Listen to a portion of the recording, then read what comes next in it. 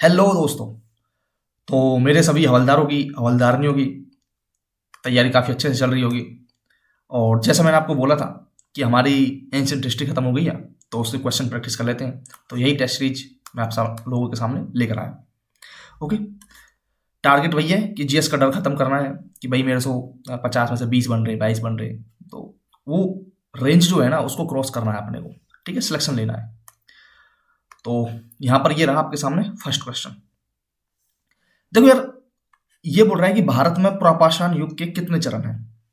अब मैंने आपको बोला था, देखो क्वेश्चन में मैं सिर्फ आपको आंसर ही नहीं बताऊंगा, बाकी और ऑप्शंस भी हम लोग डिस्कस करेंगे कि क्या क्या चीजें हैं। थोड़ी एक्स्ट्रा चीजें भी देखेंगे। क्वेश्चन प्रैक्टिस करने का मतलब यही है।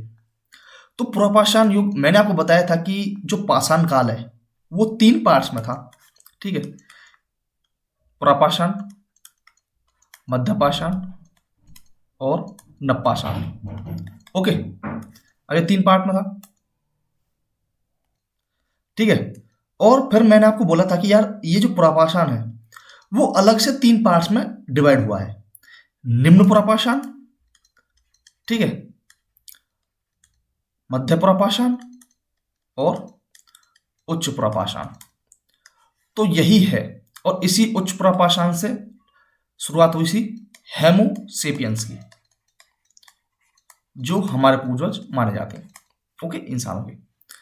तो ये एक आपको थोड़ी सी एक्स्ट्रा चीज पता चल गई कि हेमोसेपियंस की शुरुआत कहां से हुई थी, उच्च प्रापाषाण काल से।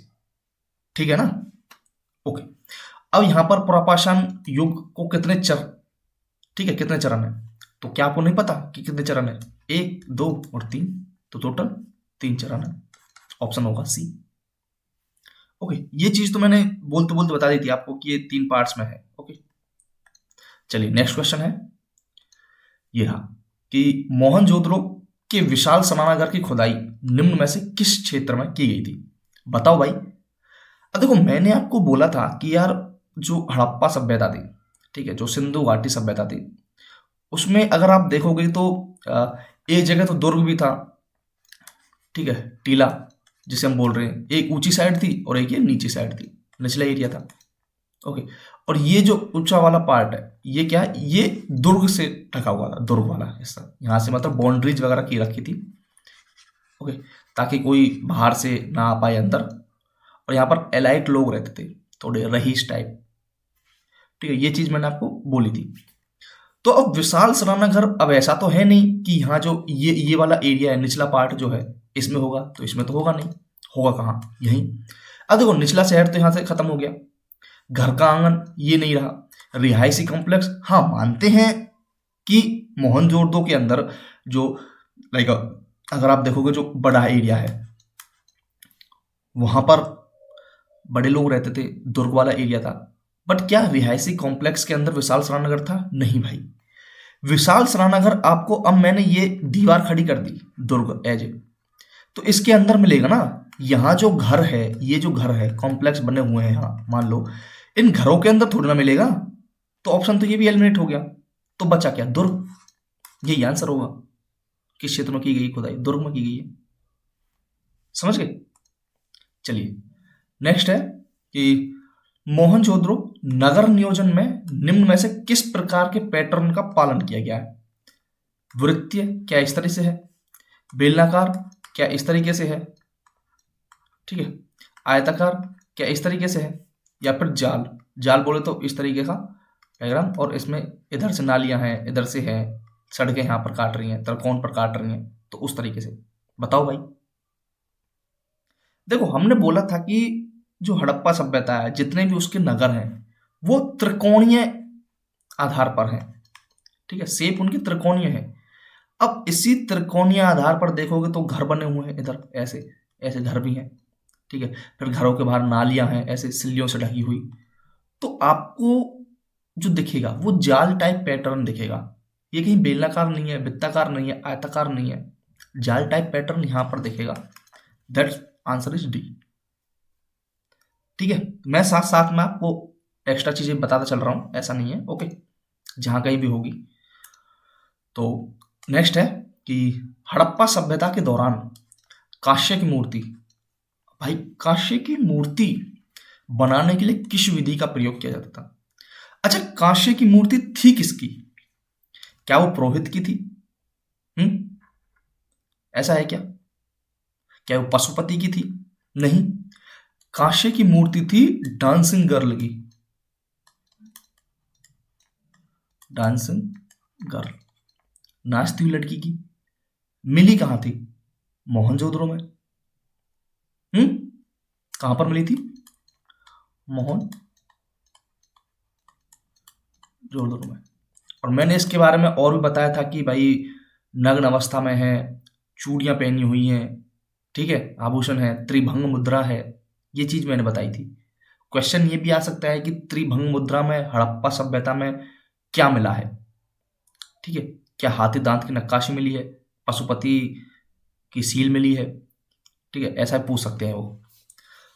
क्या योगी की प्रतिमा मिली है या फिर डांसिंग गर्ल मिली है? तो क्वेश्चन उस तरीके से भी घुमाया जा सकता है। अब ये टेक्निक के ऊपर बात है कि किस विधि का उपयोग किया गया है इसको बनाने में। मैंने आपको बताया था लॉस्ट वैक्सिंग टेक्नोलॉजी, मतलब पिघली हुई मोम की ढलाई। इसमें क्या करते हैं, एक सांचा लेते हैं, उसमें मोम वगैरह भर के, रेत वगैरह का सिस्टम करके उसे एक आकार दिया जाता है, तब बनाई जाती है वो। ठीक है, ये हाथी दांत की नक्काशी ये सब गलत है। ओके, चलिए नेक्स्ट। ये कह रहा है कि जलाशय, बांध या तटबंध किस हड़प्पा सतह पर पाए गए हैं? अब यार आप सोचो कि यार बांध, तटबंध जैसी कंडीशंस, जलाशय वाले सिस्टम जो है वो वहीं पर मिल सकता है जो थोड़ा समुद्र के पास वाला एरिया हो, ठीक है, उसके निकट वाला एरिया हो जहां बांध बना सके, रिवर्स वगैरह तटबंध बना सके।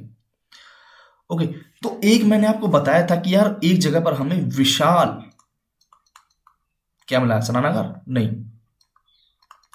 विशाल जलाशय मिला है, प्लस 10 अक्षरों वाला साइन बोर्ड मिला है। अब तो समझ जाओ भाई कहां से मिला है। तो ये मिला है धोलावीरा से। ठीक है, रोपड़ पंजाब में है, मेहरगढ़ ये तो हमारा नप्पा से रिलेटेड है, जिसमें हमने बताया था कि मोस्ट एडवांस कल्चर है ये, एडवांस कल्चर।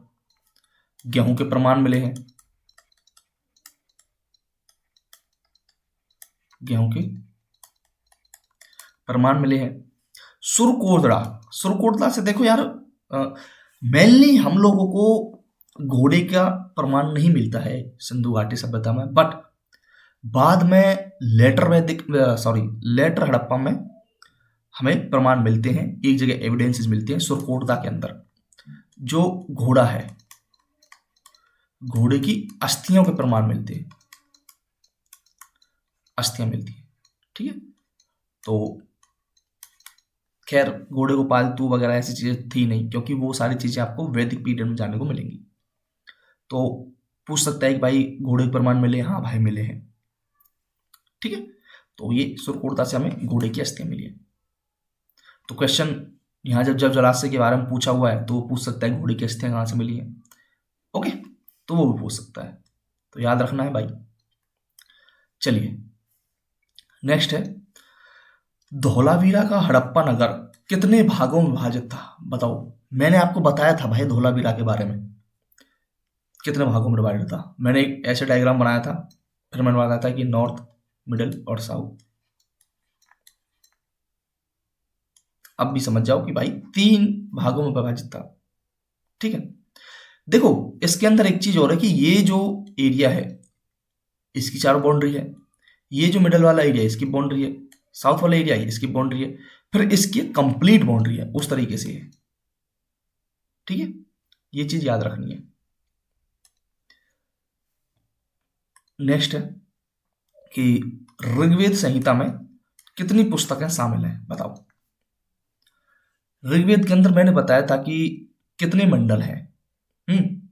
कितने मंडल हैं,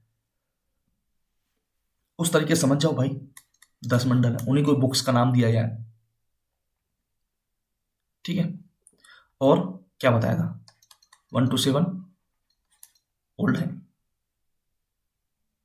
ठीक है, ये बताया था क्या, 1 to 7 ओल्ड है, क्या ये बताया है? बताइए। बताइए बताइए, 1 to 7 है या फिर 2 to 7 है? 2 से 7 तक क्या है? ओल्ड है। 1 and 10 न्यू है। और भाई जो ये मंडल है, 10 मंडल है, उसी में मैंने बताया था कि भाई लाइक अगर आप देखोगे 10,580 मंत्र हैं, 1,028 सूक्त हैं, और इन्हीं मंडलों में से 10वां जो मंडल है उसमें हमें नदी सूक्त और पुरुष सूक्त की जानकारी मिलती है। नदी सूक्त और पुरुष सूक्त की जानकारी मिलती है, ये भी मैंने आपको बताया था। अच्छा, सबसे ज्यादा उल्लेख, ठीक है, किस नदी का है? बताओ बताओ बताओ बताओ बताओ, किस नदी का हो सकता है? अब दिमाग यहां पर कंफ्यूज होगा कि यार हम तो गंगा को तो मानते हैं, सरस्वती को मान सकते हैं, ठीक है, यमुना को मान सकते हैं, यार ये हो सकती है मेरे हिसाब से। बट रियलिटी ये है कि जो सबसे ज्यादा उल्लेख है, सबसे ज्यादा उल्लेख है वो सिंधु नदी का है, ठीक है, इसका सबसे ज्यादा उल्लेख है, देन सरस्वती है। ये चीज याद रखनी है, यहां दिमाग घूम सकता है भाई। चलो आगे बढ़ते हैं। नेक्स्ट है कि निम्न में से कौन वैदिक काल में राजा के लिए धार्मिक अनुष्ठान करता था? भाई बात आ रही है वैदिक काल की। अब वैदिक काल में आप खुद सोचो कि धार्मिक अनुष्ठान कौन करेगा? मंत्र वगैरह किसको आते हैं? सीधी सी बात है, पुरोहित को, ये करेगा।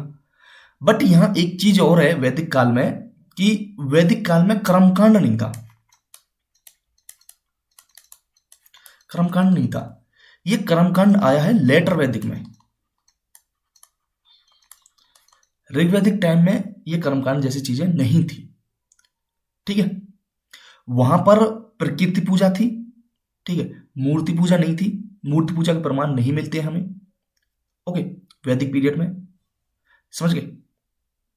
ठीक है, तो वैदिक पीरियड में जो मूर्ति पूजा है उसके प्रमाण नहीं मिलते हैं, ओके। तो कर्मकांड का हो गया लेटर वैदिक, ठीक है। धार्मिक अनुष्ठान पुरोहित करवाएगा।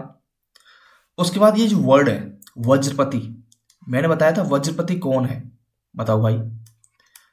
चरागाह का प्रधान। सेम ऐसे ही एक और वर्ड था, बताओ? भागदूत, भू राजस्व की वसूली करने वाला। अब ग्रामणी कौन है भाई? गांव का मुखिया, ठीक है, या फिर परिवार का मुखिया, क्योंकि वैदिक टाइम में इतने बड़े बड़े गांव नहीं थे, बस अपने कबीले टाइप लोग थे जिनको जन बोला जाता था, ठीक है, वही सारी चीजें थी। सेनानी, जो सेना, आप समझ जाओ यार सेना का कौन है, वही है। तो ये वर्ड्स हो गए। आगे बढ़ते हैं नेक्स्ट क्वेश्चन की तरफ। ये है कि निम्न में से कौन सी नदी सप्त सिंधु का भाग नहीं है? नहीं है ये पूछा है, इस वर्ड पर फोकस करना है भाई आपको कि वो नहीं है पूछ रहा है या फिर है ये पूछ रहा है। तो नदी सप्त सिंधु का भाग नहीं है, जो कि वह क्षेत्र है जहां प्रारंभिक वैदिक आर्य रहते थे। देखो यार, हमने रावी पढ़ी, सिंधु पढ़ी, झेलम, चिनाब, रावी, व्यास, सतलुज, सरस्वती, ये नदियां पढ़ी हमने सप्त संगम में, ठीक है, यही है 7 नदियां। तो इसमें भागीरथी तो कहीं है ही नहीं, तो ऑप्शन यही होगा क्योंकि नहीं पूछ रहा है। अब ये पुराने नाम दिए हुए हैं नदियों के, हमें पता है कि यार वितस्ता किसका नाम है? झेलम का नाम है। यहां पर आर्य अनार्यों का युद्ध हुआ था, ठीक है, हमें पता है, जहां पर आर्य और अनार्यों का जो दसराज युद्ध है, ठीक है, सॉरी सॉरी सॉरी, दसराग युद्ध यहां पर नहीं हुआ था, दसराग युद्ध हुआ था पुरुषनी रवि पर, ये रावी है। ये जो वितस्ता है झेलम, यहां हाइडेस्पीज का युद्ध हुआ था, ठीक है,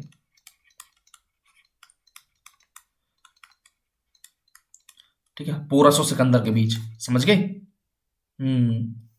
और यहां इस नदी पर दसरा युद्ध हुआ था, ठीक है। ये आपकी थोड़ी एक्स्ट्रा इंफॉर्मेशन हो गई। अस्कनी किसका नाम है? अब बताओ भाई, अस्कनी किसका नाम हो सकता है? किसका नाम है? चिनाब। चिनाब रिवर का नाम है अस्कनी।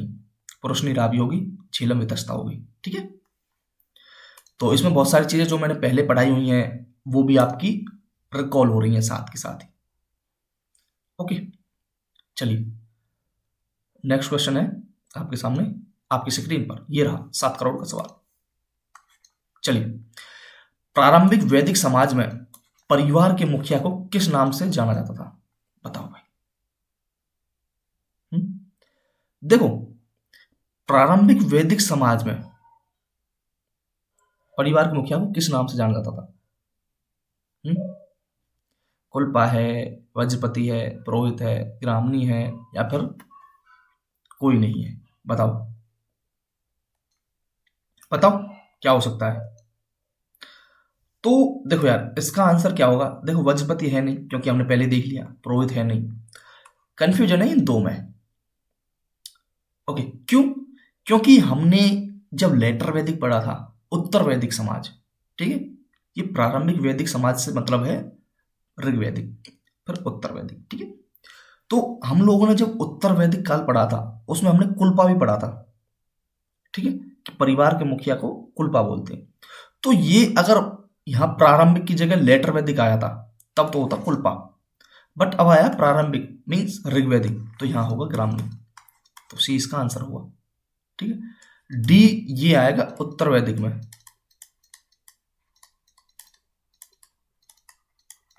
उत्तर वैदिक काल में ये हेड था। ठीक है, समझिए? ठीक है, नेक्स्ट है, निम्न में से कौन ऋग्वेद में वर्णित 3 सबसे महत्वपूर्ण देवताओं में से एक नहीं है? ये इन वर्ड्स पर ध्यान देना है भैया, एक नहीं है। अच्छा, मैंने आपको ऋग्वेद के अंदर मैंने आपको इंद्र देवता के बारे में, अग्नि, वरुण, ठीक है, इन देवता, प्रजापति के बारे में नहीं बताया था मैंने। ठीक है, श्रामा, कई वर्ड्स हैं जो मैंने, सोम, इनके बारे में बताया था। तो बात ऋग्वैदिक की है, नॉट उत्तर वैदिक, ये चीज आपको याद रखनी है।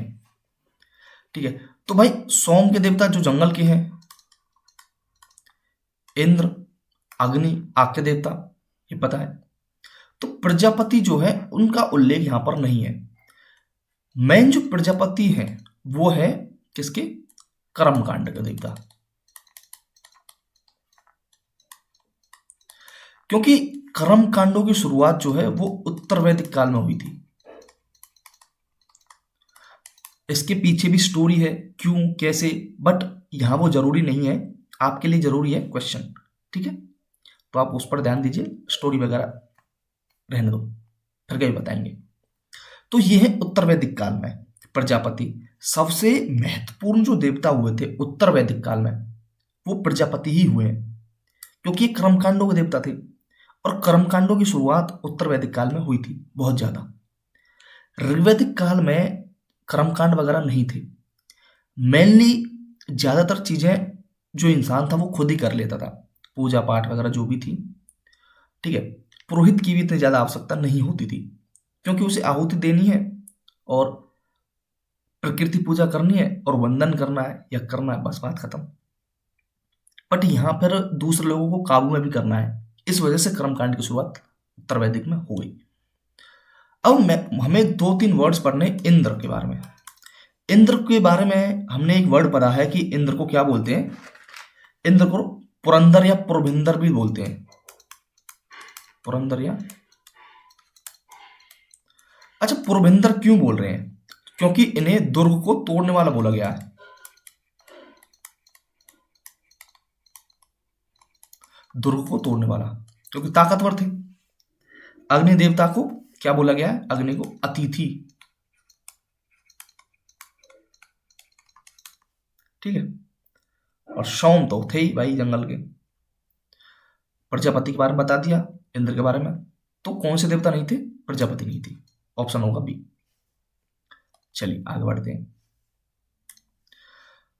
आगे है कि वैदिक काल में तक्षण, ये वर्ड मैंने नहीं पढ़ाया था आपको, शब्द का प्रयोग किस लिए किया जाता था?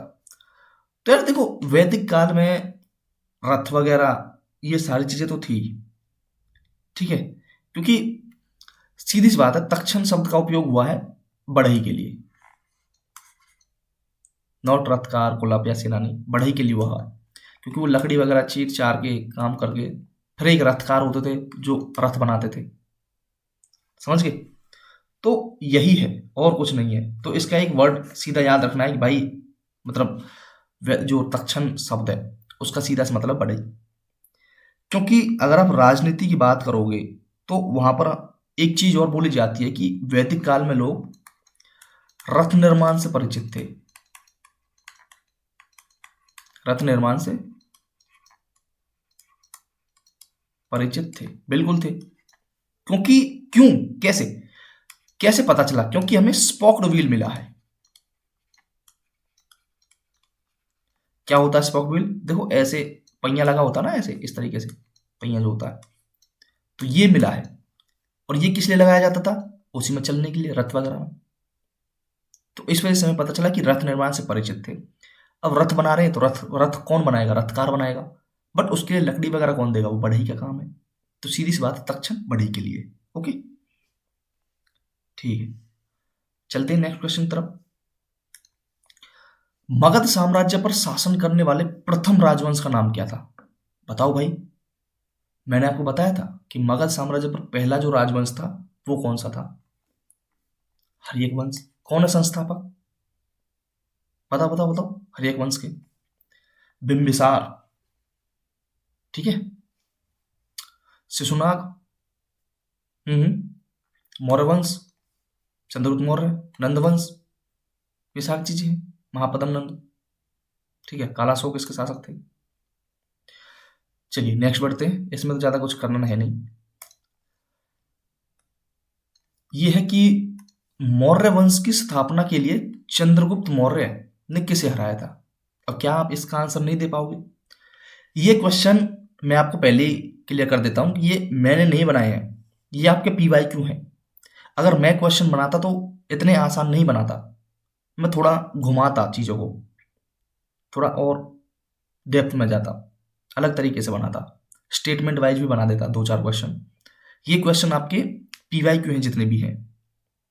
ओके, तो देख लेना भाई कैसे क्वेश्चन आ रहे हैं, और हमने जिस लेवल पे पढ़ा है वो पढ़ने के बाद आप कर पाओगे या नहीं, ठीक। तो मौर्य वंश की स्थापना के लिए चंद्रगुप्त मौर्य ने किसे हराया था? बताओ। धनानंद को हराया था, क्योंकि इसी को गद्दी से उतारने के लिए तो उन्होंने, जो चाणक्य जी थे, ठीक है, उन्होंने क्या किया था, अपने केस बांधे थे कि जब मैं तुम्हें गद्दी से उतार दूंगा तब मैं अपने केस खोलूंगा, उससे पहले नहीं खोलूंगा। क्योंकि उनकी बेइज्जती कर दी थी धनानंद ने, शक्ति के नशे में, शराब के नशे में चूर हो गए। उन्होंने उस टाइम शपथ ले ली और हटा भी दिया। तभी तो चंद्रगुप्त मौर्य को उन्होंने अपना शिष्य बनाया, उसे सिखाया चीजें, ठीक है। चलिए, यह है कि मौर्य वंश का कौन सा राजा चंद्रगुप्त मौर्य का उत्तराधिकारी बना? अब देखो उत्तराधिकारी को लेकर भी क्वेश्चन आते हैं, तो मैंने आपको बताया भी था कौन है, बिंदुसार। ओके, अब बिंदुसार है। अब मैं आपको ये चीज जाननी है कि देखो बिंदुसार तो चंद्रगुप्त मौर्य का उत्तराधिकारी बन गया। अब लास्ट शासक कौन था मौर्य का? वो था वृहद्रथ। ये था लास्ट, अंतिम शासक। इसे मारा किसने था? पुष्यमित्र। सुंग, तभी तो सुंग वंश की स्थापना हुई, ठीक है ना। तो ये चीजें आपकी रिकॉल हो रही हैं साथ के साथ ऑप्शंस के थ्रू। चलिए आगे बढ़ते हैं। सिमूक मौर्योत्तर काल के निम्न में से किस राजवंश का संस्थापक था? बताओ। सिमूक या संदूक उस तरीके से नाम है इसका, तो वो था सातवाहन का। अब मैं एक चीज ये बता दूं कि इसने मारा किसको था? मारा किसको? तो इसने मारा था सुशर्मन को। और ये सुशर्मन किसका अंतिम शासक था?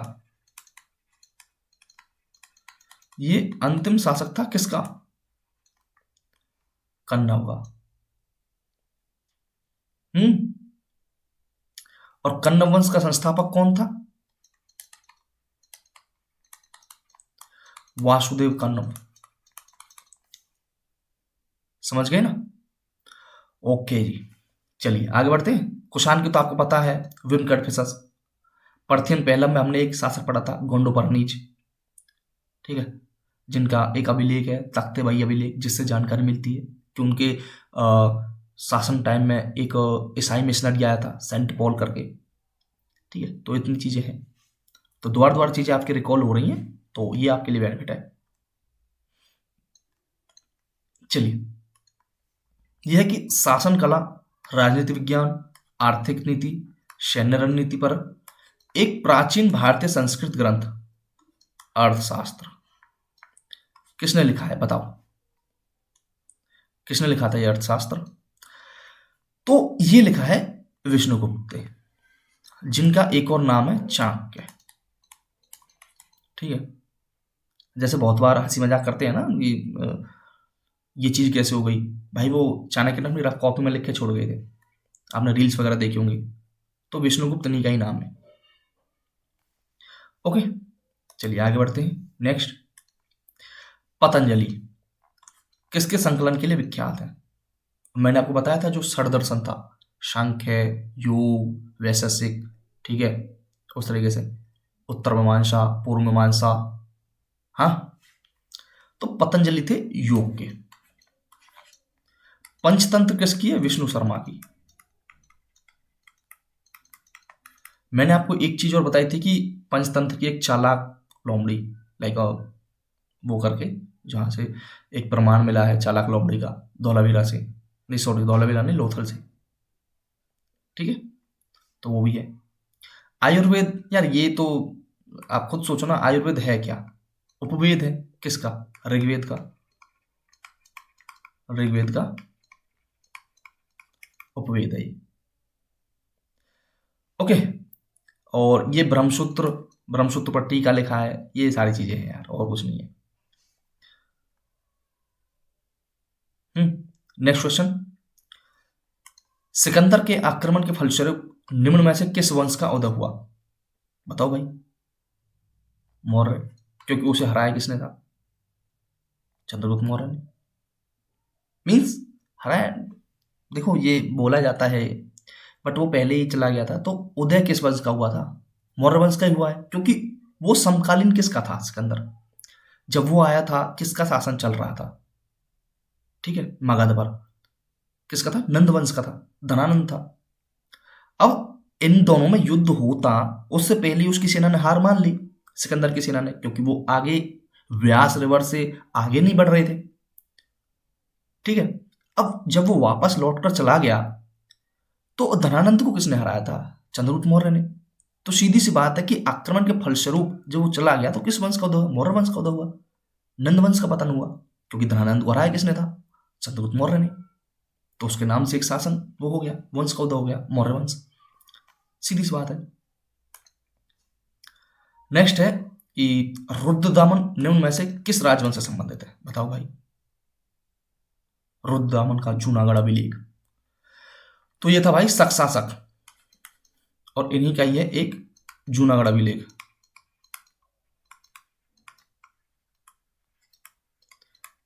ठीक है। इसके बारे में एक चीज है कि ये संस्कृत का फर्स्ट अभिलेख है भाई, और इसी में ही सुदर्शन झील के पुनर्निर्माण की बात जानकारी है। पुनरुद्धार करवाया था उसे, मतलब पुनरुद्धार, उसे मतलब सही करवाया था, कहीं ना कहीं टूट फूट हो गई होगी, तो उसको रिपेयर करवाया था एक तरह से। ओके, नेक्स्ट है हर्मिका। मैंने आपको बताया था भाई, एक बार याद करो, जब मैंने आपको इस तरीके से ये स्तूप बनाया था, ठीक है, तो ये इसका एरिया हो गया था, ठीक है, ये बैंडी हो गई इस तरीके से बना के, ठीक है, और यहाँ ये तीन बुद्ध, तो हर्मिका क्या है? ये है हर्मिका। तो बौद्ध वास्तुकला में विशेषताओं में संबंधित है, किससे? स्तूपों से, स्तूप में आएगी। अब ये जो दो वर्ड्स हैं, चैत्य और विहार, ये क्या है?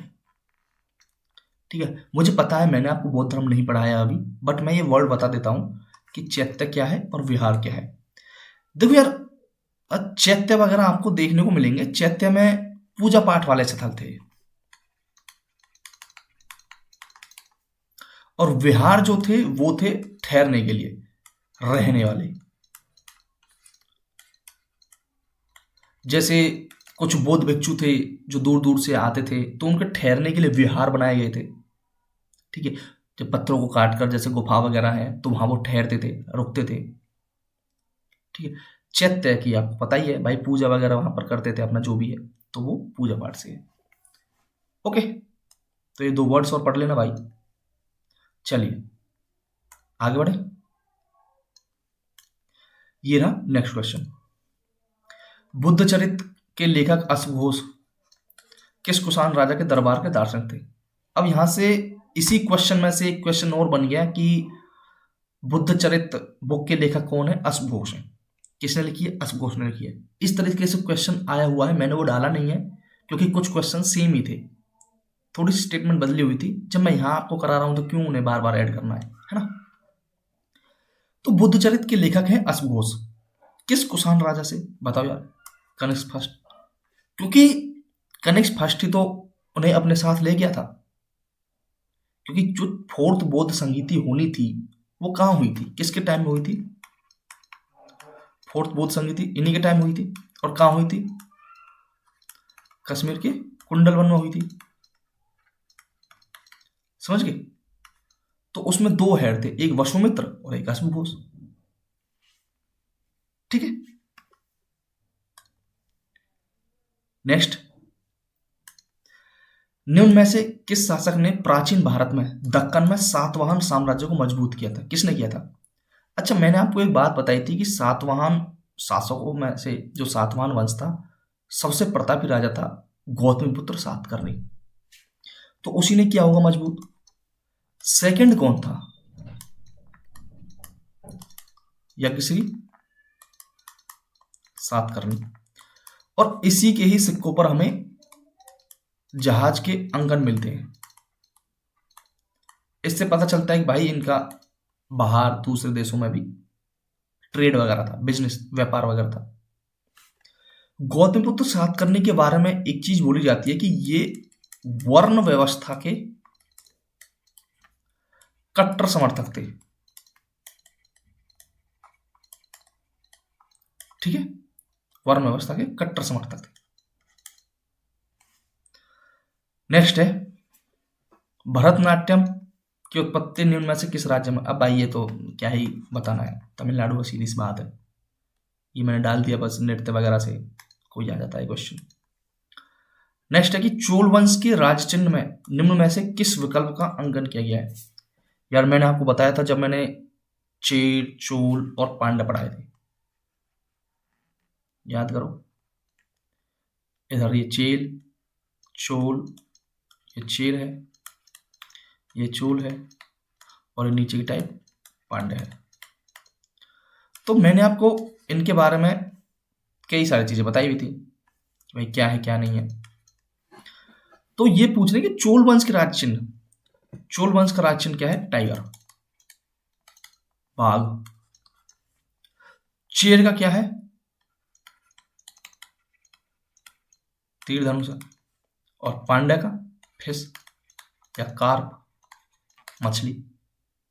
तो ये चीज आपको याद रखनी है भाई, वो ऐसे भी पूछ लेते हैं क्वेश्चन। Okay, next. किस सातवाहन राजा ने 125 सीई के आसपास सातवाहन क्षेत्र को उसकी पूर्व की महानता में बहाल किया था? सीधी सी बात है यार, गौतम सात करनी है। नेक्स्ट है, प्रसिद्ध दक्षिण भारतीय महाकाव्य शिल्पादिकारम, शिलापट्टिकारम जिसे बोलते हैं, मूल रूप से किस भाषा में लिखा गया है? बताओ भाई, बताओ बताओ बताओ बताओ। तो ये है तमिल में। ठीक है, कैसे? और ये जो शिलापट्टिकारम है ये किसमें हमें पता है कि भाई 3 संगम हुए थे। तो किस संगम की बुक है ये है सेकंड संगम की बुक। किसने लिखा है शिलापट्टिकारम? सॉरी, ये सेकंड की, थर्ड संगम की बुक है। ठीक है, थर्ड की। शिलापट्टिकारम है, और बताओ बताओ, और कौन सी थी? मणिमेखले, और थर्ड कौन सी थी? जीवक चिंतामणि। अब शिलापट्टिकारम के लेखक कौन है? वो है इलंगो अदिगल। ठीक है, मणिमेखले, शीतल सतनार, जीवक चिंतामणि, तिरुत्तक दीवर। अब थर्ड संगम की बुक है जो मैंने सेकंड की बताई थी, वो कौन सी है? वो तोलकापियर में, तोलकापियर की। समझ गए? चलिए आगे बढ़ते हैं नेक्स्ट क्वेश्चन तरफ। ये रहा कि एलोरा गुफाओं में कितने मंदिर या मठ हैं? अब भाई 29 गुफाएं हैं, और किस नदी के किनारे है? बागोरा नदी के किनारे है। कहाँ पर है? महाराष्ट्र में। और एलोरा की गुफाएं, अजंता और एलोरा, ये किससे रिलेटेड है? किस, बताओ बताओ। तो क्या ये जो मैंने बताया है, ये 29, क्या ये सही है एलोरा गुफाओं के लिए? है? नहीं है भैया, नहीं है, नहीं है, ये 29 नहीं है इसमें। क्यों? इसका आंसर क्या होगा? इसका आंसर होगा बी, 34 गुफाएं हैं एलोरा की। और एलोरा की गुफाएं जो हैं उसमें हमें बुद्धिज्म के भी चित्र मिलते हैं, जैनिज्म के मिलते हैं, और ब्राह्मणिज्म के भी मिलते हैं। जबकि ये जो 29 गुफाएं हैं, ठीक है, ये जो 29 गुफाएं हैं ये अजंता से हैं। समझ गए? और अजंता की गुफाएं ही बाघौर नदी के पास है महाराष्ट्र में, नॉट एलोरा। ओके, चलिए, तो आज के लिए इतना ही बहुत है। बाकी के क्वेश्चन हम लोग नेक्स्ट क्लास में करेंगे। ओके, तो तब तक आप लोग इन्हीं क्वेश्चन को देखो और रिवाइज करते रहिए अपना। चलिए मिलते हैं नेक्स्ट क्लास में। और वीडियो अच्छी लगी तो लाइक शेयर सब्सक्राइब जरूर करना है आप।